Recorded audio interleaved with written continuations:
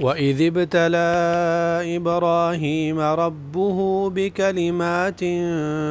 فَأَتَمَّهُنَّ قَالَ إِنِّي جَاعِلُكَ لِلنَّاسِ إِمَامًا قَالَ وَمِن ذُرِّيَّتِي قَالَ لَا يَنَالُ عَهْدِ الظَّالِمِينَ۔ اور جب ابراہیم کو اس کے رب نے چند باتوں کے ساتھ آزمایا تو اس نے انہیں پورا کر دیا۔ فرمایا بے شک میں تجھے لوگوں کا امام بنانے والا ہوں۔ کہا اور میری اولاد میں سے بھی۔ فرمایا میرا عہد ظالموں کو نہیں پہنچتا۔ یہ سورہ بقرہ آیت نمبر 124 ہے، اور اس آیت میں اللہ تعالیٰ نے امام الانبیاء، امام الحنفاء ابراہیم علیہ السلام کا تذکرہ کیا ہے، اور اللہ تعالیٰ نے بتایا ہے کہ ابراہیم علیہ السلام ایک ایسے انسان تھے، ایک ایسے نبی تھے جو کہ اللہ تعالیٰ کے نہایت فرمان بردار تھے، توحید کے راستے پہ چلنے والے تھے، وحی کی پیروی کرنے والے تھے، اور جو بھی حکم انہیں دیا گیا اس حکم کی وہ تعمیل اور تکمیل کرنے والے تھے۔ اور اللہ تعالیٰ ابراہیم علیہ السلام کا تذکرہ اس لیے کر رہے ہیں کہ یہود، نصارہ اور مشرکین،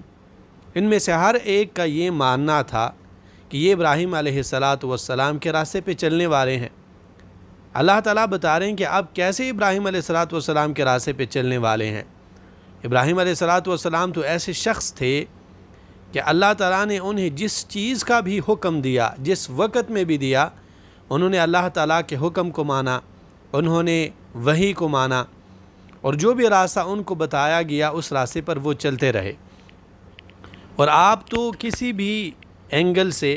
ابراہیم علیہ السلام کے پیروکار نظر نہیں آ رہے۔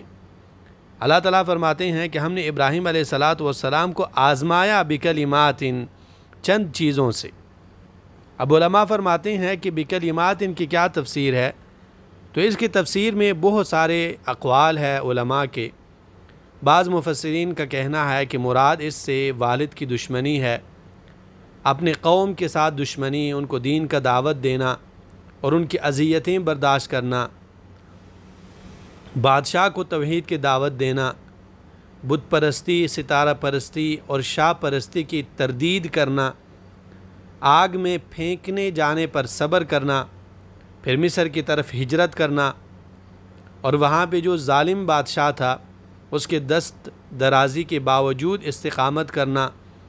بیوی بچے کو وادی غیر ذی زرع، یعنی ایسی جگہ چھوڑنا جہاں پر نہ تو کوئی آبادی، نہ کوئی فصل، نہ پانی، کسی چیز کا کوئی بھی وجود نہیں تھا، اور اکلوتے بیٹے کو ذبح کرنا۔ اور بعض مفسرین فرماتے ہیں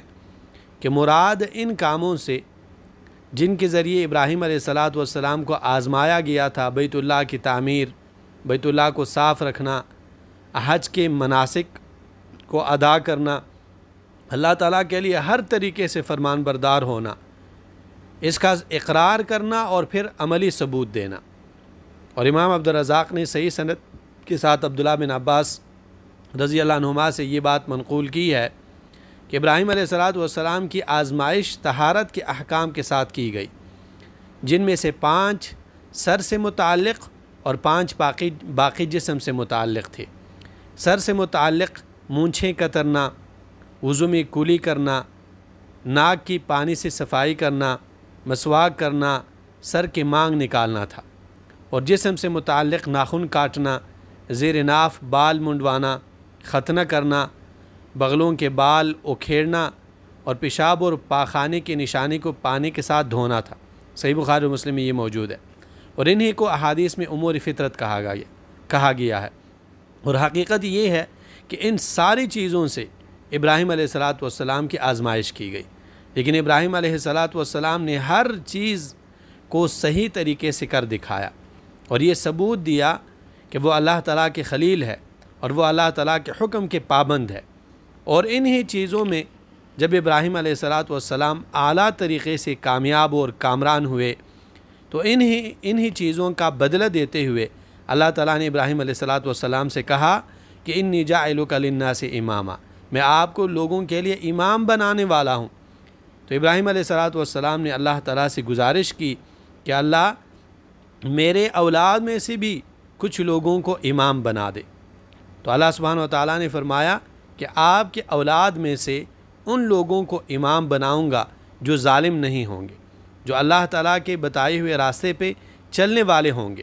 اور اس جملے میں جب اللہ تعالیٰ نے فرمایا کہ میں آپ کے اولاد میں سے ان کو امام بناؤں گا جو سیدھے راستے پہ چلنے والے ہیں، اس جملے میں رد ہے یہود، نصارہ، مشرکین اور ان سارے لوگوں پر جو کہتے ہیں کہ ہم ابراہیم علیہ السلام کے راستے پہ چل رہے ہیں اور دین پر عمل نہیں کرتے، اللہ اور اس کے رسول اور آخرت کے دین پر ایمان نہیں رکھتے۔ ان سب لوگوں پہ اللہ تعالیٰ نے اس جملے میں رد کیا ہے کہ اگر آپ صحیح معنوں میں ابراہیم علیہ السلام کے نقش قدم پہ چلنے والے ہیں، آپ ماننے والے ہیں، تو آپ ذرا ابراہیم علیہ السلام کی تاریخ کو اٹھا کر دیکھیں